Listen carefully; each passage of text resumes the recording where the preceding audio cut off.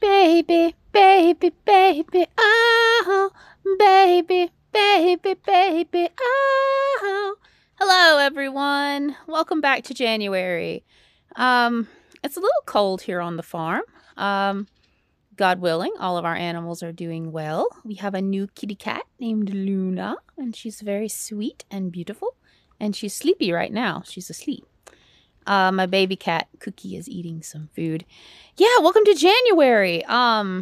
We are in our kind of countdown to Valentine's Day. We're going to do a Valentine's Day special on the first X-Files movie, 1998's Fight the Future.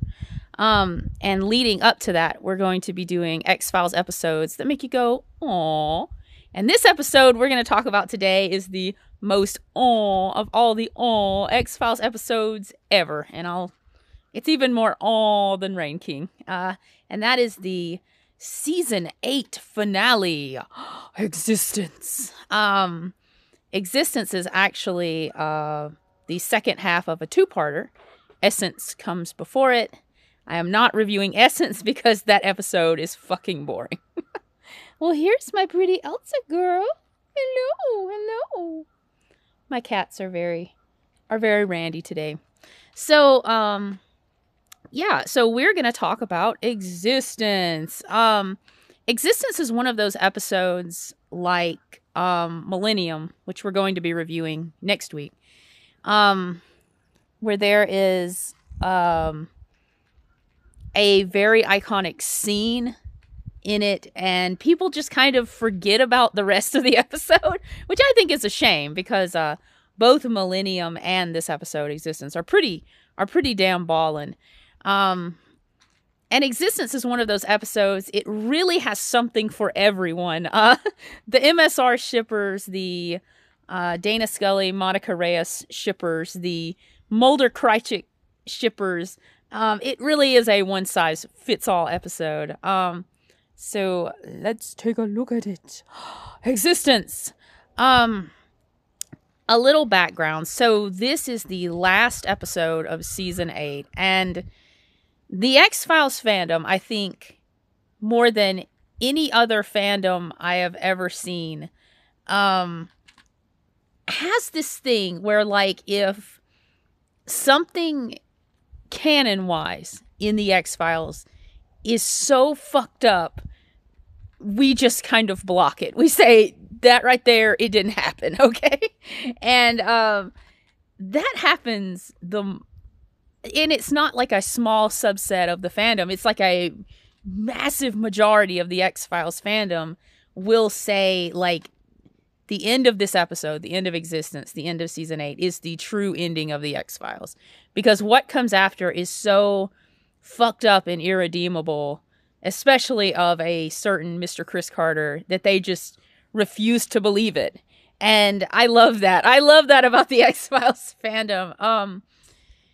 I'm in the middle, and I'll explain my reasoning at the end of this vlog. So let's get into Existence. This episode is a lot like Anasazi, because it's so damn much happens in this episode. We get the death of a very iconic character. We get the birth of Scully's baby. We get all of the Scully and Reyes shipping. This is the episode where it begins. Some would say Dead Alive is the episode where it begins, but I think it's this one. Okay, so we'll discuss that in depth. So Existence begins with these two pathologists, and they're going to do a autopsy of a one Billy Miles. Now, if he sounds familiar, Billy Miles is the sheriff's son in the pilot episode of the X-Files. And I do these rewatch threads on Twitter to kind of get my thoughts together for these vlogs. And one thing I said is, like, I don't trust Chris Carter to play the long game. Like, I don't think he's that good of a writer. But god damn it, who would have ever thought Billy fucking Miles would be the big bad of the X-Files? So, he's very much, he very much looks like a prepubescent, Terminator. So, these two pathologists, bring in Billy Miles's, remains, because in the previous episode, he was ground up into hamburger meat. And at this point in the episode, my 7-year-old said, hamburgers. And I said, stop that. I shouldn't be feeling hungry at this point in the episode. So they bring it in, and sure enough, poor Billy's remains looks like some nice ground chuck. Or maybe some Wagyu steak burger. I don't know. You decide. You decide what it looks like. And it has this cute little sharp spine metallic looking thing, and the pathologists were like, oh, that's kind of weird, you know.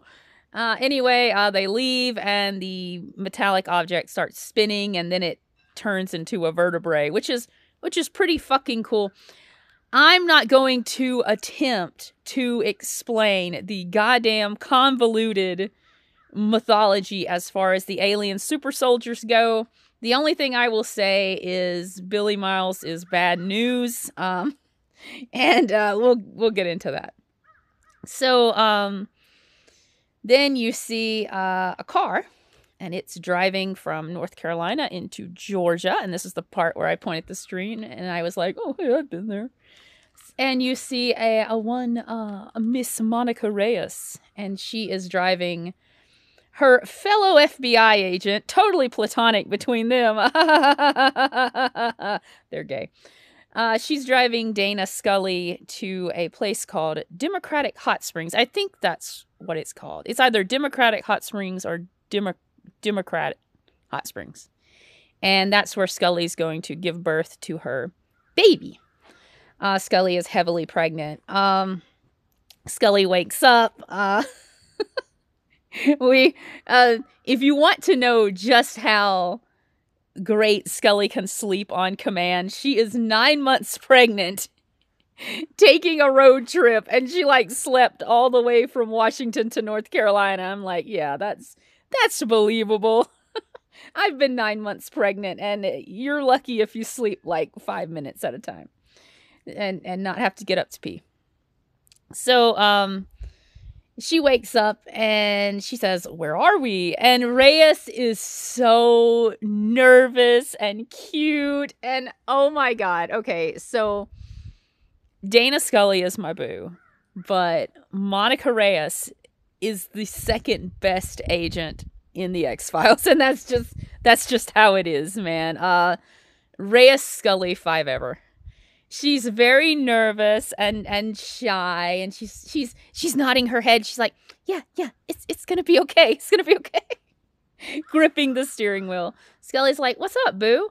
And she says, she's nervous about delivering this child. They're going to a place that's not exactly a facility where that kind of thing would go down. And Scully says to her, Monica Reyes is like, I've never delivered a baby before. And Scully is like, well, I've never had one. So, we're on even footing. And these two, holy shit.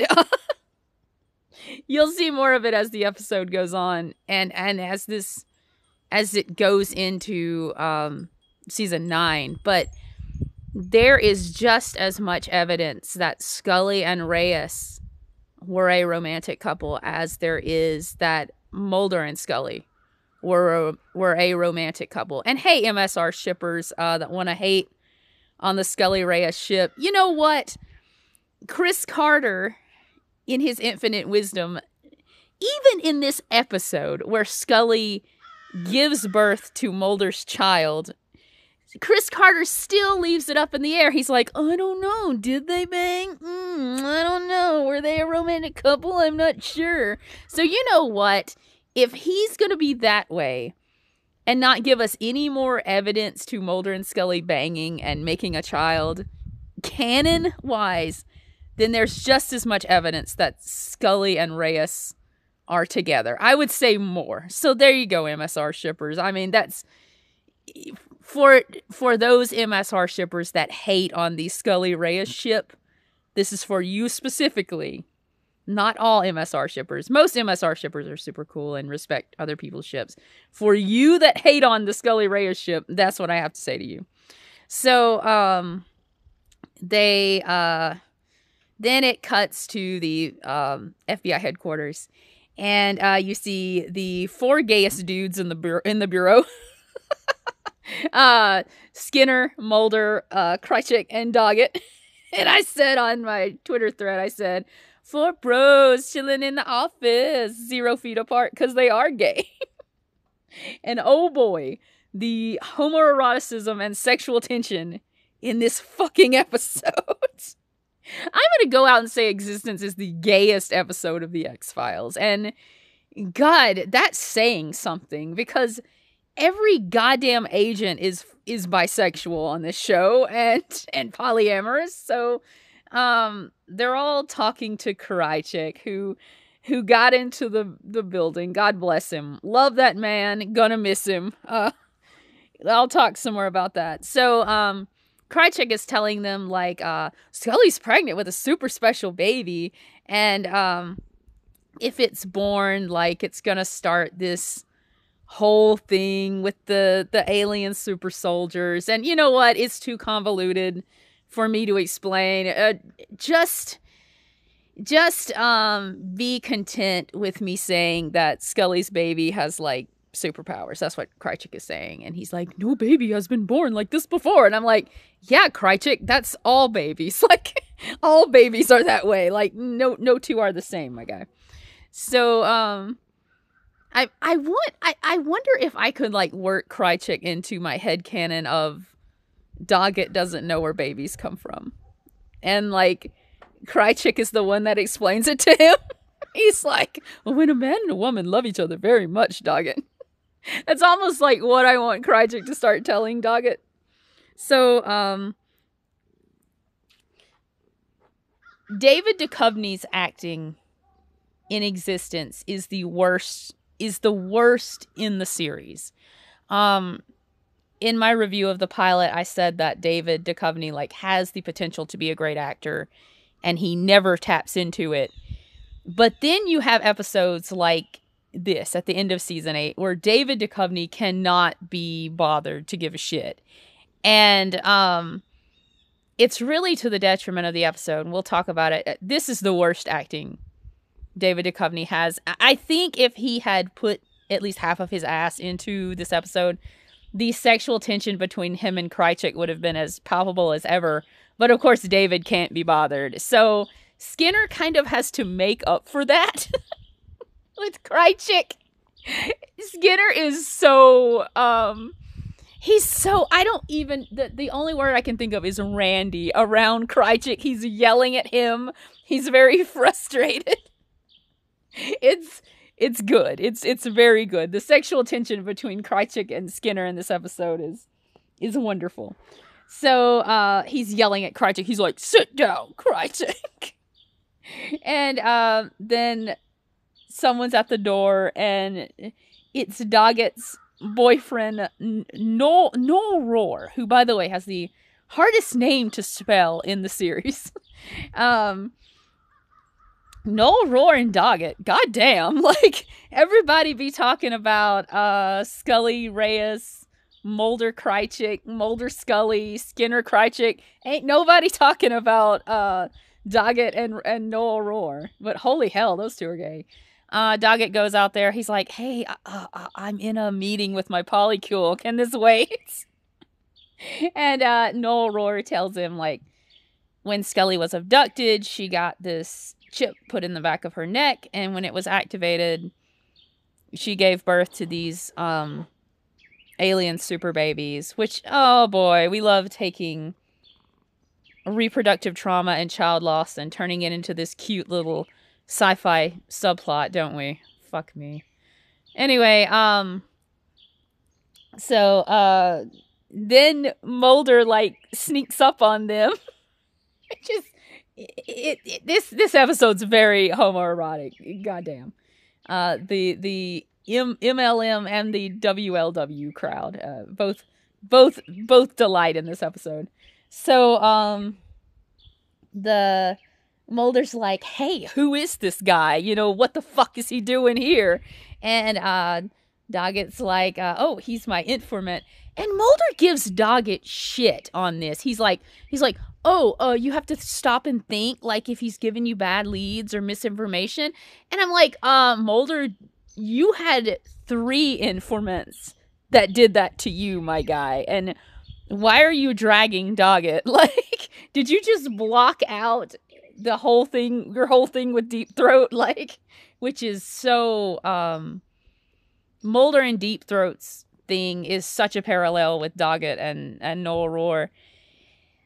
I think if David Duchovny had put some effort into his acting in this episode, this could have been a really good moment. Like, Mulder could have told Doggett, like, hey, this has happened to me. I've had some, you know, sketchy-ass informants in the past. Excuse me a minute. I am drinking H2O.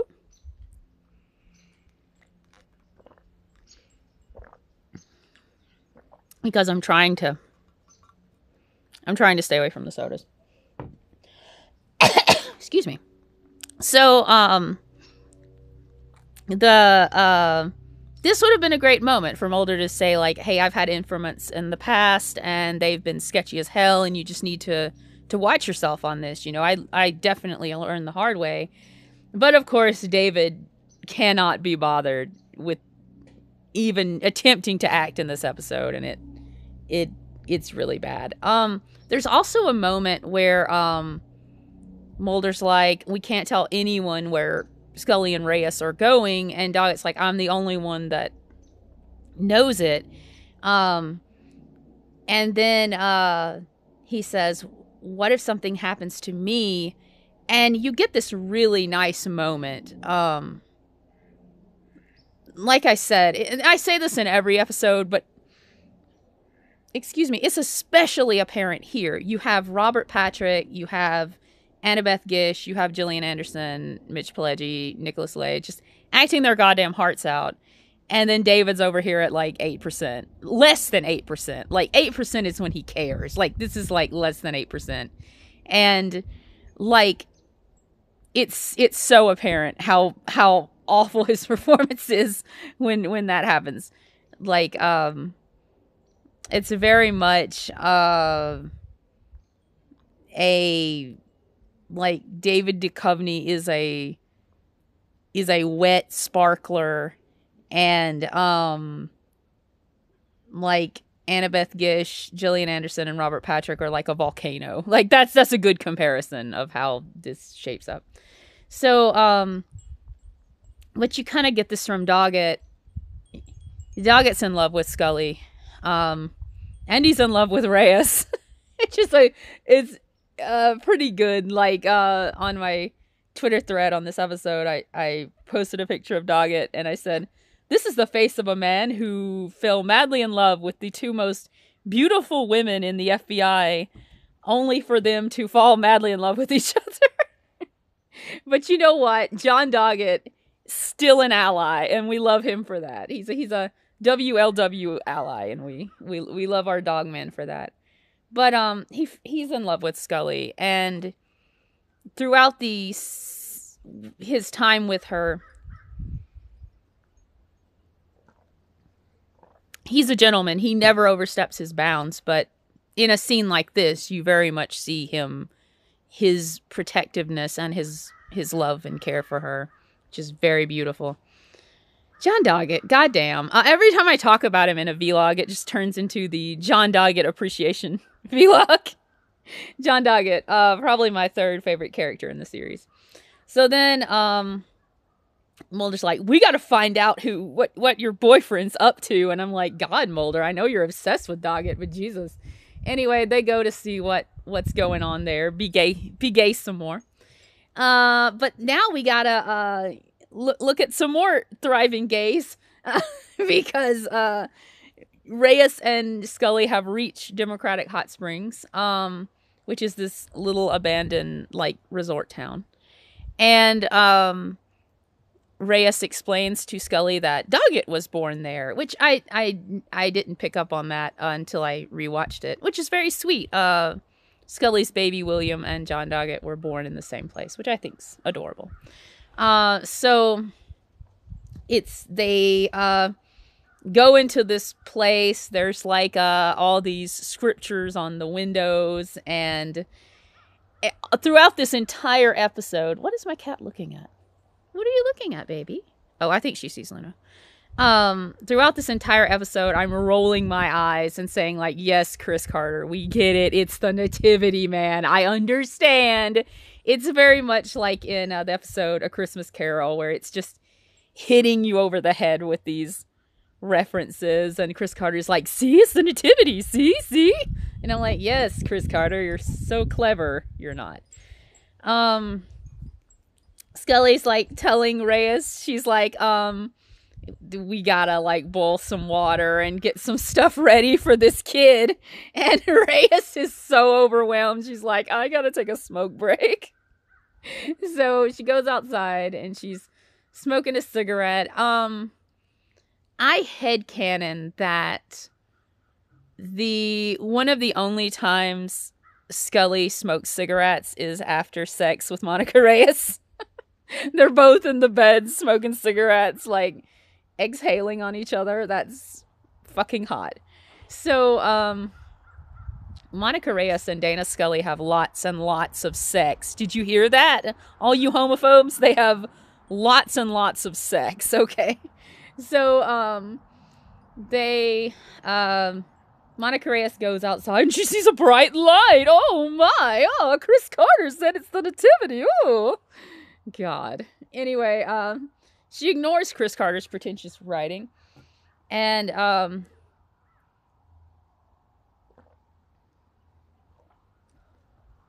she goes back inside. And there's a time lapse. And then Scully's waiting outside. And, she calls her in. She says, Dana, come in here. It's ready. I'm like, oh my God, what the fuck? It's like, this is wonderful. Like, I refuse to believe that Chris Carter solely wrote this. He had to have some input from a pretty good writer to write this scene. So Scully goes into this house where they're going to have the baby, and Reyes has just what is it called? My alien home makeover. She's like created this beautiful birthing space for Scully, complete with scented candles, soothing music. Just it has a beautiful bed. Like, it's just Scully's looking around. I like the way Reyes is looking at Scully like, oh my God, does she like it? Does she like it? And then when Scully is like, look at you, and she's like, oh my God, she likes it. She likes it. So Scully's like, thank you. And the greatest missed opportunity in this series, in the entire series of the X-Files, was exploring female friendship, exploring the bond between women. Like, that was the greatest missed opportunity in this whole fucking series, is like having women loving and supporting each other. Scully sits down. Relatable. I mean, like, when I was 9 months pregnant, I couldn't stay on my feet for more than like three minutes. She sits down, and Monica Reyes is like, yeah, now we gotta get like some whale songs in here. And the rest of the episode is just Monica Reyes being fucking adorable. This woman is so beautiful and so pure. I just want to throw up. Like, Scully is my boo, but Monica Reyes is AKA Ray of Sunshine. So, she tells Scully, she's like, yeah, we got to get these whale songs in here. And earlier on in the episode, Reyes is like, I feel these energies surrounding people and places. And then she starts making whale noises at Scully. And I gotta say, as an autistic person, that is the most autistic way to flirt I've ever seen in my life. It's like, yes, I get these vibrations about people, makes whale noises. And Scully is turned on. You see her look at Reyes, and you see Scully look at Reyes while she's making these whale noises. And you see the look come over her face. And she's like, I'm in love with this woman. Oh my God, I'm in love with this woman. So then Scully says, hey, are you feeling any vibrations? And I'm like, Jesus Christ. There is no way Chris Carter intentionally wrote this WLW scene. I refuse to believe it. There's no way he wrote something this adorable. So Reyes is like, yes, maybe I'm just feeling paranoid.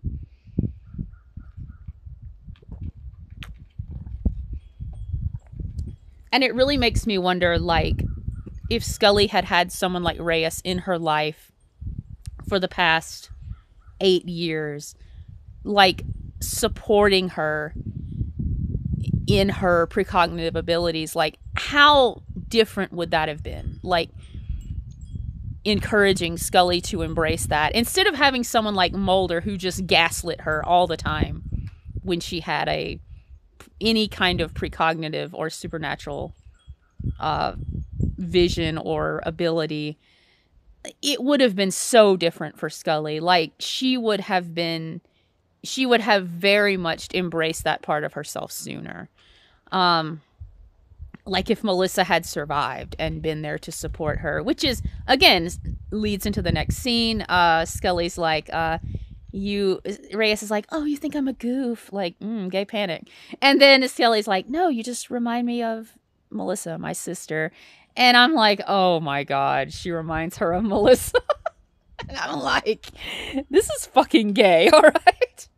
So, then we get back to the MLM side of the episode.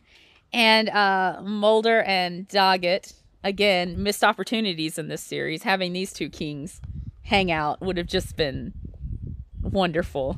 We'll review the episode. I think it's called Vienen.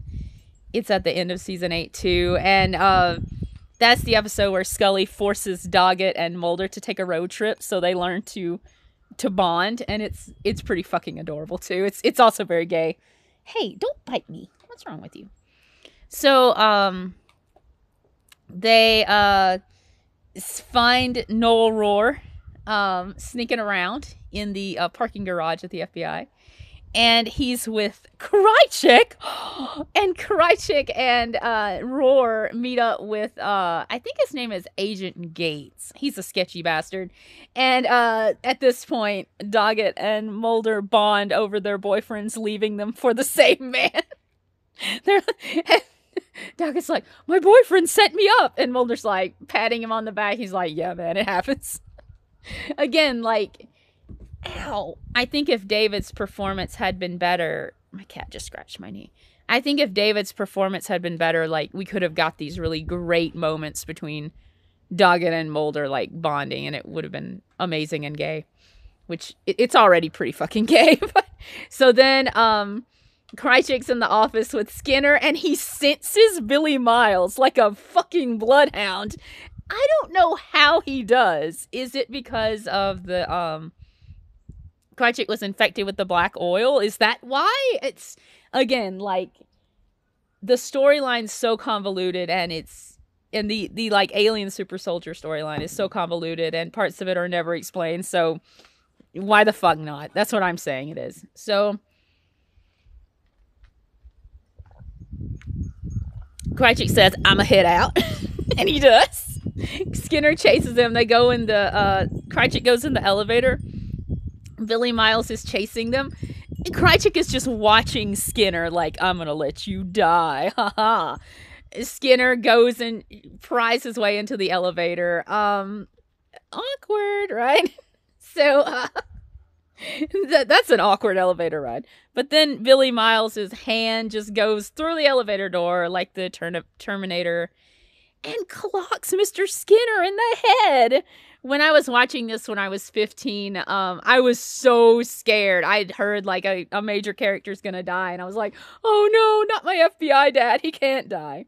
In the next scene, you see Skinner. He's okay. He's got this huge gash in his head. I'm like, it's gonna take more than one lick to take care of my FBI dad. So, Mulder and Doggett are like staring pensively at their FBI father. Then they go out, they talk some more. They're like, we gotta get this Noel Rohr guy and this Gates bastard. So they go down to the parking garage. Doggett goes off to chase Noel Rohr and Gates. Noel Rohr crashes his car into a wall. It explodes. It's like this episode said, we're having too many soft, comfortable moments. We have to have a car explosion. So, like in Find the Future. And then Gates is run over. R.I.P., I guess. We didn't know much about these guys, so I can't feel sorry for him. Anyway, and then we get to, Krychek corners Mulder in the parking garage. He's going to shoot him. So, Krychek has been with Mulder almost as long as Scully has been in his life. Like, Krychek has been in and out of Mulder's life. And you would think he would have an emotional response to this. Like, Mulder's like, this is how I'm going to end. It's this shitty guy I got, in season 2. Like, this is going to be my undoing. David's face is like that meme of Darth Vader, where it's like the emotions of Darth Vader, and it's just like happy, sad, arrogant, impatient, depressed, and it's just all Darth Vader's mask. That's David Duchovny's acting in this episode. It's like David show emotion challenge. Like, just show a little emotion, dude. You don't have to show a lot. And he can't. So, oh God, my hand's cramping. So, Krychek's gonna shoot him. Krychek does this long monologue, and I was telling my spouse while we were watching this, I was like, if Krychek hadn't monologued, he might have survived. So, Krychek died as he lived, a drama queen till the end. Skinner comes and he shoots Krychek, and it's such a long, drawn out, painful scene. He like shoots him in the arm, and then he shoots him in the hand, his good hand, not his prosthetic hand. And he's reaching for the gun for his prosthetic hand, and then he shoots him in the forehead. And I'm like, well, goodbye. The X-Files' best potential at a good villain, like, that could have been utilized. Like, Krychek could have been utilized as this fantastic villain. And instead we just get the smoking man who's still alive into season 11. Like, fuck me. The X-Files is all about the waste of potential. So then we go back to Democrat Hot Springs. This lady state trooper has like rolled up there, and she's like, she says, we get hunters in here sometimes, like, taking game off season. She's like, but this excuse is way too original. Love this woman. Ooh, I'm thirsty.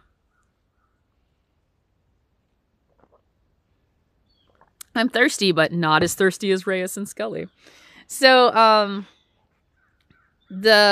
love this woman. It fucking sucks she turned out to be evil. I loved her.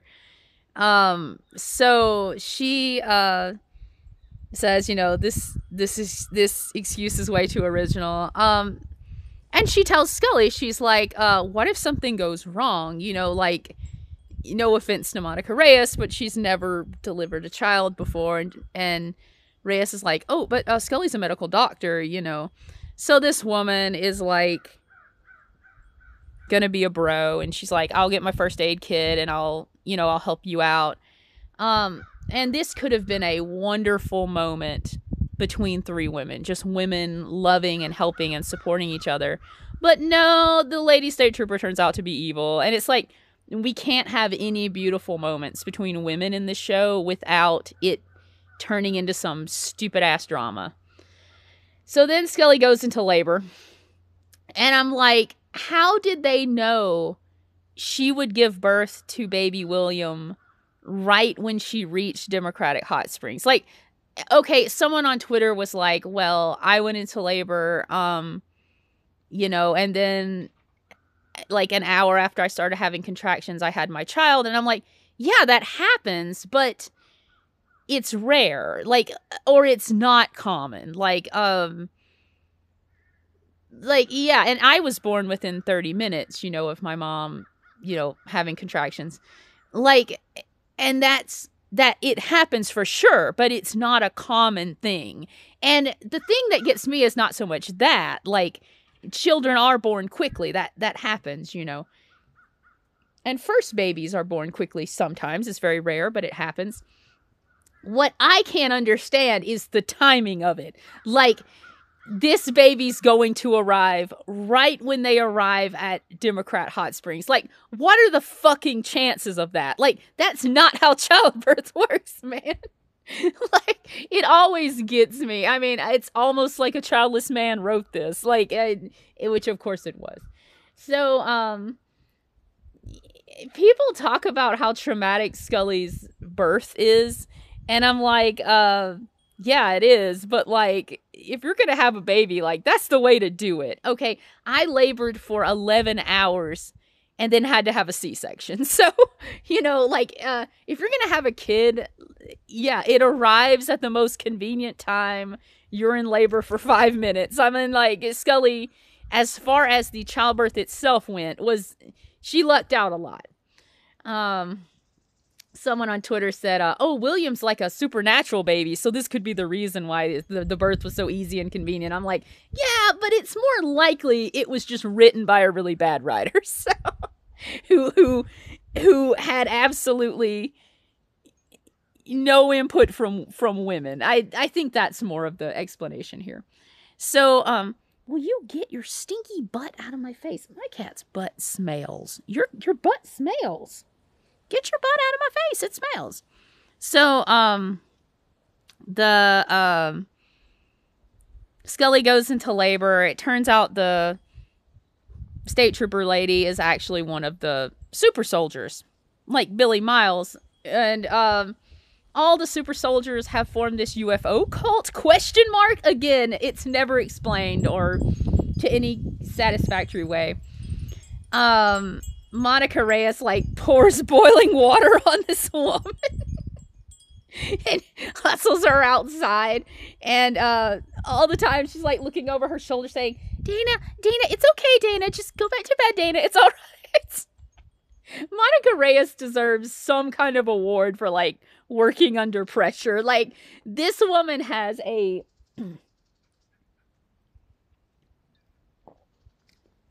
Monica Reyes...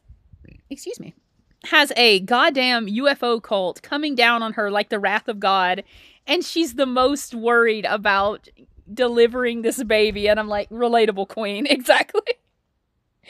So, all the rest of the alien super soldiers roll up in their fucking Hondas and goddamn station wagons, and I'm like, is this what they do?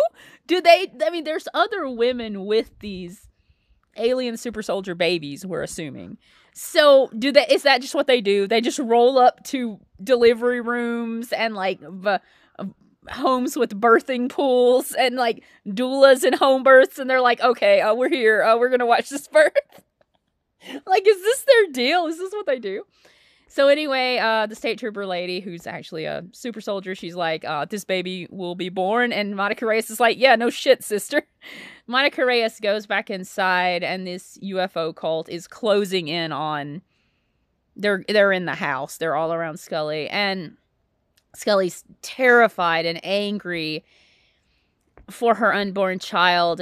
And Reyes, like, kneels down in front of her to birth the child, to help deliver the child. And Monica Reyes has tears in her eyes, and she's like, it's okay, Dana. It's going to be okay. And, like, God, like, Annabeth Gish and Gillian Anderson made this episode. Like, just, their performances are outstanding. Like, they're the reason this is in my top 10 favorite episodes. So, as Scully's pushing and giving birth to this child, like, she's screaming at this UFO cult. She's like, you can't take my baby. This is my child. I will fight you for them. I don't give a fuck if I'm, on my back pushing this baby out.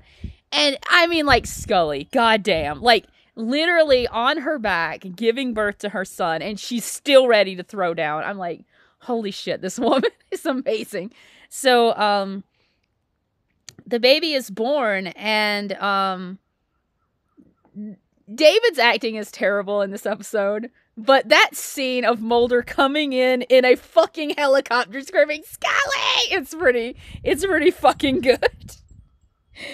They get there, and the UFO cult's leaving. They're like, well, the party's over, man. It's the wrong kid. Guess we'll check at the hospitals in Raleigh for any babies being born. You bunch of fucking creeps. They're just getting out in their Hondas and their station wagons and what have you. So, Mulder runs up to Reyes, and she's like, she's inside. She's got to get to a hospital. And we don't see Mulder reunite with Scully and meet their son, which is, stop biting me. Why are you biting me, you mean little girl? So, that's fucked up. Like, we don't see that moment where Mulder comes in there and we see Scully, like, having just given birth to her son. There was a Tumblr post I read a few weeks ago, and this was pretty interesting, that you can tell this episode is written by a man because we don't see her immediately after giving birth. Like, don't know if you guys have experienced childbirth or have been in the delivery room with someone who has had a baby, or in a home birth with someone who's had a baby.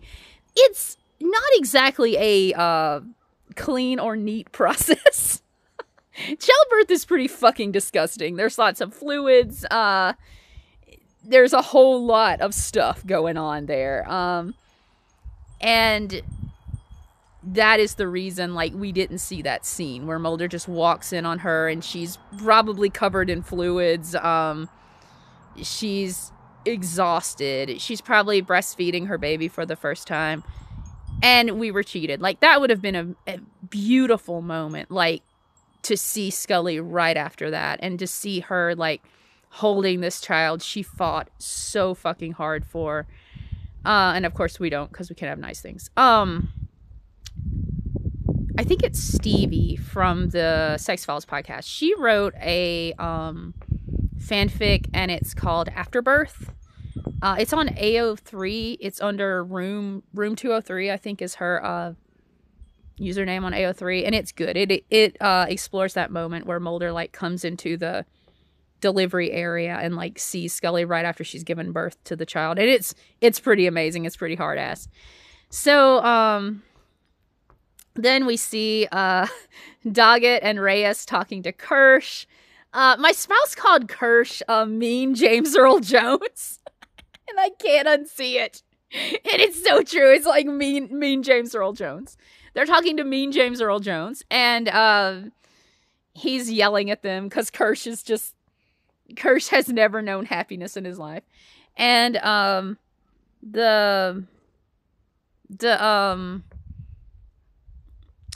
Doggett's like, hey, guess what, motherfucker? Your office is under investigation because you were having a little talky talk with Noel Rohr and Gates, who are trying to, like, hurt Agent Scully. And you see the panic come over Kirsch's face. He's like, oh shit. It's so much like the scene in Paperclip where Skinner and Albert Hosteen, like, put the smack down on Smoking Man. It very much reminds me of that. Anyway, Doggett and Reyes drop that mic. What is it? The meme of Barack Obama dropping the mic and like doing the, like, 2-finger kiss. That's what they do to Kirsch, and they leave. And then you see the scene most people remember this episode for. And the lone gunmen come to Scully's apartment. They have their gifts. And I gotta say, the nativity references in this episode become very tiring. But seeing the gunmen, like, show up at Scully's apartment with gifts It's so good. Like, they were the first ones there. They were like, our sister, our nephew, we're so happy. Like, what good boys. I love them. So, please give me all the fanfics where the lone gunman babysits Scully's superpowered baby. That'd be wonderful. Uh, that's so good. It would be like Jack on The Incredibles. So Mulder comes up and he comes in there and he's like, how's everybody doing? And Scully rises from the bed and she's like, we are doing just fine. And the look on her face as she holds her baby boy is just, it's this look of joy and pride and just amazement. And it's so beautiful. And just knowing how that's all going to be ripped away from her brutally is just, that's why I can't forgive Chris Carter. Like,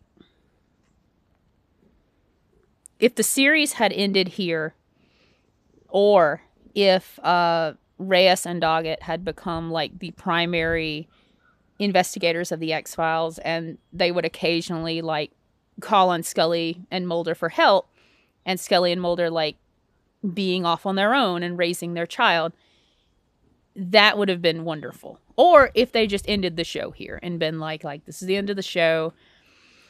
That I am kind of torn on that. Is this the perfect ending? Yes. For Mulder and Scully's story, it's the perfect ending. But then we would miss like those wonderful moments in season 9 between Reyes and Doggett and Scully. We would miss the wonderful interactions between Reyes and Scully in season 9. And I know a lot of people hate on season 9, but like those moments are that's what I live for. They're so good. But then like I can see why so many fans are like, the show ended here, because what came after with William's adoption storyline and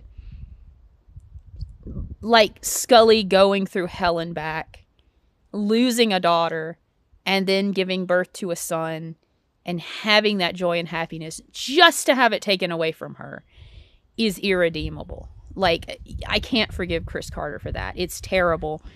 And then Chris Carter didn't get one chance to redeem himself, like at the end of season 9. He got 3 chances to redeem himself. At the end of season 9, in the movie I Want to Believe, and at the end of season 11, and he still fucking couldn't do it. There is dropping the ball, and then there is burning the ball, burying it, and pouring concrete over it. And that's what Chris Carter did. Like, it was all there for them to resolve the William storyline in a good way. That didn't further torture and traumatize Scully, and Chris Carter didn't do it. And then there's the end of season 11 where Scully gets pregnant again. A lot of people point at that and they were like, well, look, she's going to have a baby now. You know, isn't that okay? And I'm like, no, it's not okay. Like, Chris Carter was very much saying, like, this is a do-over baby, which is gross. He's like, well, your first 2 kids didn't work out. I'm sure this one will. That's disgusting. And also, do you really think if Chris Carter got a season 12 of The X-Files, he would leave that kid alone? Do you really think he would? He didn't do it the first 2 times. Do you really think he'd just let Scully and Mulder peacefully raise their child? He absolutely would not. He would brutally murder that child in some way too, and further traumatize and torture Scully. I don't trust this man. Chris Carter made probably one of the most iconic shows in history, and he fucking ruined it. All right.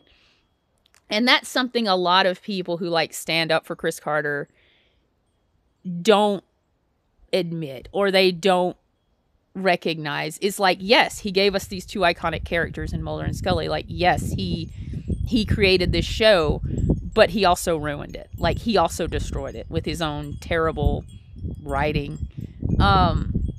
So my cat is making up biscuits. Could you like not hurt me when you make up biscuits? And then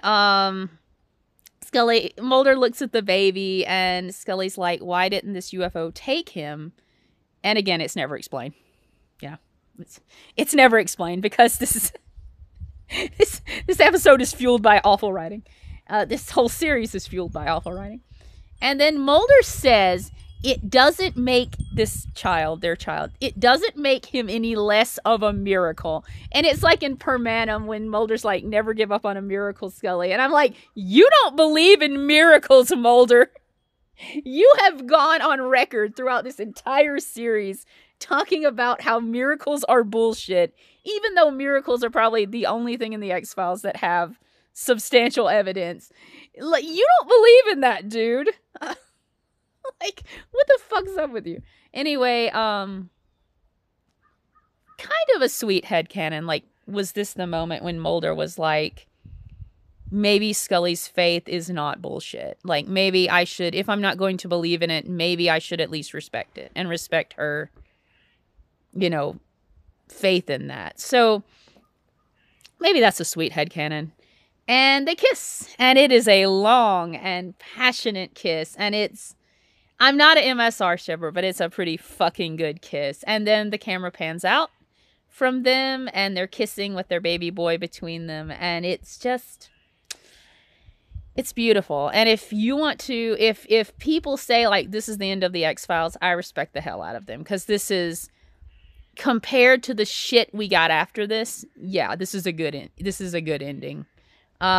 Just give me all the Doggett, Scully, Reyes moments in season 9 and just cut out the rest. Like, and fuck the revival. Fuck the revival, yeah. And that's Existence. In my top 10 favorite episodes. So good. Next week we're going to be doing Millennium, also in my top 10 favorite episodes. And after that, we're going to do a 2-parter vlog where we talk about Fight the Future. Follow me on Twitter. I am at raccoons_dead. Follow me on Tumblr. I am at Just Awful X-Men Art. I am at Dead Raccoons on DeviantArt. And I'm here on YouTube. Leave me a comment. Which underrated X-Files episode do you want me to talk about? What do you think about this episode? What do you think about Existence? Hit me up and have a great day. I love you. Mwah.